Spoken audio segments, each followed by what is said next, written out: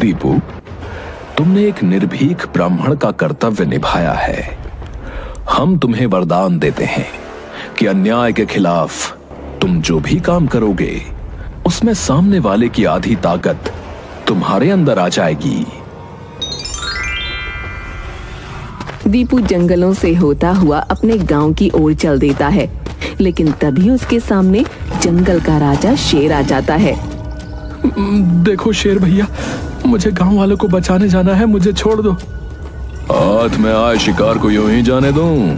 मुझे बेवकूफ समझा है क्या? देखो भैया, ऐसे ही मैं बहुत गुस्से में हूं, और गुस्सा नहीं दिलवा, बता रहा हूं, नहीं तो तुम्हारे लिए ठीक नहीं होगा। अच्छा, चूहे को भी गुस्सा आता है? तुमने एक शेर को ललकारा है, अब देख तुम्हें कैसे मैं चट कर जाता हूं, देख। शेर पूरी ताकत से दीपू के ऊपर छलांग मार देता है, लेकिन दीपू पहले से ही चौकन्ना था और पूरी ताकत से अपने मुक्के को शेर के जबड़े पर दे मारता है।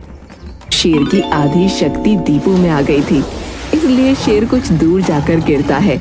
शेर की दहाड़ से पूरे जंगल के जानवर इकट्ठा हो जाते हैं। दोनों में भयंकर लड़ाई शुरू हो जाती है। आखिरकार दीपू जीत जाता है और शेर हार मान लेता है। अब मुझे छोड़ दो बालक, तुम जो कहोगे हम और हमारी प्रजा तुम्हारे लिए करेंगे। तो ठीक है, तुम और सभी जंगल के जानवर हमारे गांव को डाकुओं से छुड़वाने में मदद करेंगे। ऐसा ही होगा। चील, तुम जासूसी कर बताओगी कि चंपत सिंह का गिरोह कहां पर है। जब हम चंपत सिंह से लड़ रहे होंगे तभी तुम ऊपर से पैसों की बारिश कर देना, ताकि डाकू लोग पैसे लूटने लगें और हम आसानी से उनको बंदी बना सकें। वाह, अच्छी योजना है। मुझे तो डाकुओं का भोजन भी मिल जाएगा। बंदर मामा, आप पहले से ही सभी साथियों के साथ पेड़ों पर रहेंगे। मौका मिलते ही डाकू का हथियार उठाकर भाग जाना। गजब, मुझे भी हथियार का डर नहीं रहेगा। निहत्थे डाकुओं का स्वादिष्ट भोजन, मजा आ जाएगा। कोयल बहन, तुम्हें जैसे ही कोई गड़बड़ दिखाई दे अपनी मधुर आवाज से हमें सूचित करना।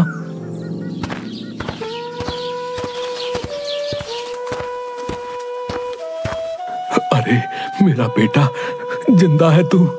अरे ओ दीपू की माँ, सुनती हो? जरा बाहर तो आना, देखो कौन आया है। आपको कई बार कहा कि दीपू का नाम ना लो, मुझे उसकी याद आ जाती है। अरे मेरा लल्ला तो जिंदा है, मैंने तो आशा ही छोड़ दी थी। हम कल सुबह ही गांव छोड़कर चले जाएंगे, नहीं तो चंपत सिंह के डाकू दीपू को जिंदा नहीं छोड़ेंगे। पिताजी, अब हम नहीं, चंपत सिंह और उनके डाकू हमारे गांव को छोड़कर जाएंगे। नहीं बेटा, हम लोग उनसे नहीं जीत सकते। वे हथियारों से हम सभी को मौत के घाट उतार देंगे। पिताजी की बात मान ले दीपू, हम लोग चलते हैं कहीं दूसरी जगह। अरे जिंदा बच्चे तो कहीं भी रहकर अपना जीवन गुजार लेंगे। हाँ बेटा, उस दिन सुनीता जगीरा को दांत काटकर भागकर जंगलों में जा छुपी। चंपत सिंह और उनके डाकू रतन के घर पर आए और सुनीता के ना मिलने पर दोनों बाप बेटों को मार पीट कर गांव से निकाल दिया। दीपू ज्ञानचंद को अपने साथ हुई घटनाओं के बारे में बताता है। ज्ञानचंद और विजया को विश्वास दिलवाता है कि वो और जंगल के उसके साथी मिलकर डाकुओं को गांव से मार भगाएंगे।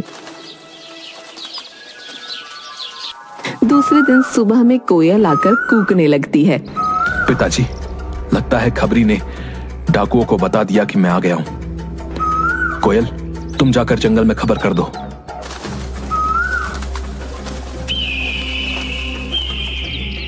तभी चील आकर बताता है कि चंपत सिंह अपने सभी डाकुओं के साथ गांव की तरफ आ रहा है।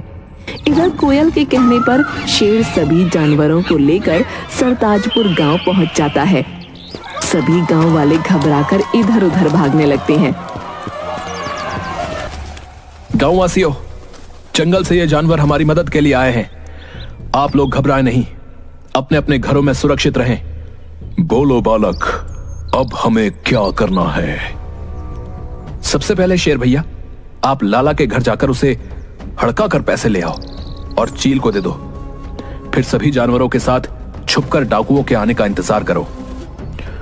चलो, ये काम तो मैं यूं ही कर दूंगा। शेर जैसे ही लाला सेठ के घर में घुसता है, पूरे घर में हड़कंप मच जाता है। सारे नौकर इधर उधर भाग जाते हैं। सेठ तिजोरी छोड़कर कमरे में बंद हो जाता है। बंदर मामा जाकर उसमें से सारे पैसे लेकर एक कपड़े में बांधकर चील को दे देते हैं। तभी कोयल कूकने लगती है। चंपत सिंह जगीरा और डाकुओं के साथ वहां पहुंचता है। पंडित, हमें मालूम है कि तुम्हारा बेटा जिंदा बचकर आ गया है। चुपचाप अपने बेटे को सरदार के सामने ले आओ, नहीं तो हम तुम्हारे घर को आग लगा देंगे, समझे? मैं भी तुम ही लोगों का इंतजार कर रहा था। अरे तू क्या निकालेगा? मैंने तुम्हें बिल से निकालने के लिए जानबूझकर तुम्हारे पास खबर पहुंचवाई थी। अच्छा, तो चींटी के भी पर निकल आए। ए जगीरा, पकड़ कर लाओ उस पंडित के बच्चे को। आज सभी गांव वालों के सामने उसे जिंदा जलाएंगे, ताकि आज के बाद कोई सर नहीं उठा सके। अरे जगीरा, फिलहाल तो अपनी जान की फिक्र कर। साथियों, आक्रमण! पेड़ों पर से अचानक बंदर सारे कूदकर शोर मचाते हुए डाकुओं पर टूट पड़ते हैं और उनके हथियार लेकर पेड़ पर भाग जाते हैं। तभी सभी जानवर एकाएक डाकुओं पर आक्रमण कर देते हैं। शेर को देखकर सभी जान बचाकर इधर उधर भागने लगते हैं। तभी चील ऊपर से पैसों की बारिश कर देता है। डाकू लोग पैसा लूटने लगते हैं। अरे हरामजादों, अरे पैसा छोड़ो और युद्ध करो। शेर कई डाकुओं को घायल कर देता है और उन्हें खा जाता है। सारे डाकू मारे जाते हैं। भागता काहे कमीने? ये ले मेरा फौलादी मुक्का। मुझे छोड़ दो, मुझे छोड़ दो, ये शेर मुझे खा जाएगा। वो कुछ सोच पाता इससे पहले सारे जानवर उस पर टूट पड़ते हैं। जगीरा के साथ चंपत सिंह भी मारा जाता है।